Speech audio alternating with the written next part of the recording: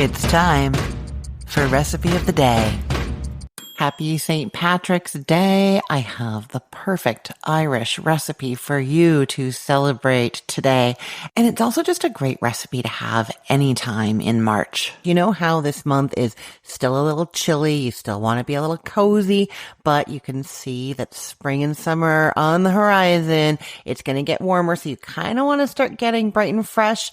So this dish is in between those two things, nice and cozy and bright and fresh.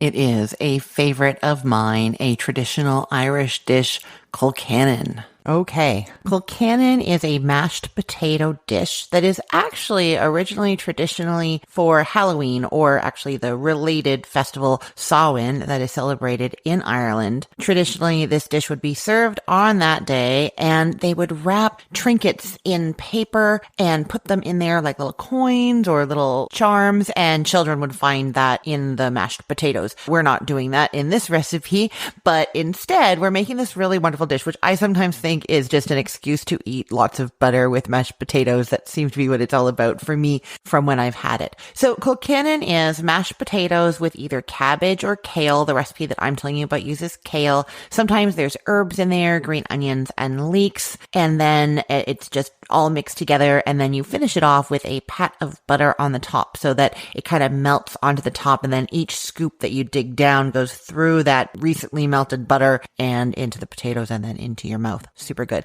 Now, this should not be confused with the other Irish mashed potato dish called champ. That one's very similar, but it has just green onion, no cabbage or kale. So it's the potatoes and the butter and the green onion. So that's the difference between those. Okay, so before I tell you how to make Colcannon, I'm going to let you know where you can get the link to the recipe in case you want to follow along or find it later. You can get the link at cookthestory.com/ROTD, or you can join our Facebook group. I post the links to all the recipes that I talk about on here on that Facebook group. To get to it, you go to cookthestory.com/Facebook ROTD, and it will redirect you to the Facebook group where you can join and see all of that. Okay, how do you make Colcannon? First, you're going to get about 3 pounds of potatoes, and you're going to peel them and cut them into 2-inch pieces. Put them into a large pot with about 2 teaspoons of salt and just enough cold water to just cover them. We're essentially just making mashed potatoes here. Now you're going to partially cover that pot and then bring it to a boil over high heat. Then take the lid off, reduce it down to a simmer, and cook the potatoes until they're fork tender. It's going to be about 8 to 10 minutes. While they're cooking, get out a colander and put it in the sink. Then when the potatoes are done, you test them with a fork, and if it's nice and soft, then you pour those potatoes into the colander and all the water drains away. Now leave the potatoes in the colander, put the pot back on the stove, and add 2 tablespoons of butter to the pot and put it over medium heat. Melt the butter. Then you're going to add 4 cups of roughly chopped kale and about half a teaspoon of salt, and stir with some tongs just until it's wilted, 3 to 4 minutes. Then add half a cup of chopped green onions and cook those in there for another 30 seconds.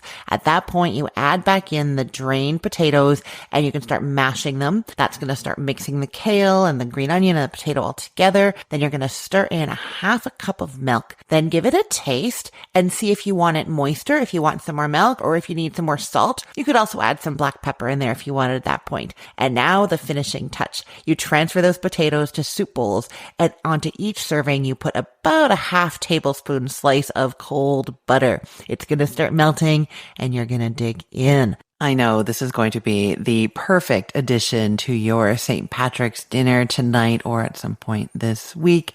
I cannot wait for you to try it. I will put the link to this recipe in the show notes for this podcast episode, or you can head to cookthestory.com/ROTD and get it there. Everything there is arranged by date, so it's helpful to know that today is March 17th of 2025. I'm Christine Pittman from cookthestory.com, thecookful.com, the all-new chicken cookbook, and from this podcast, Recipe of the Day. I hope you have a great day. Let's get cooking.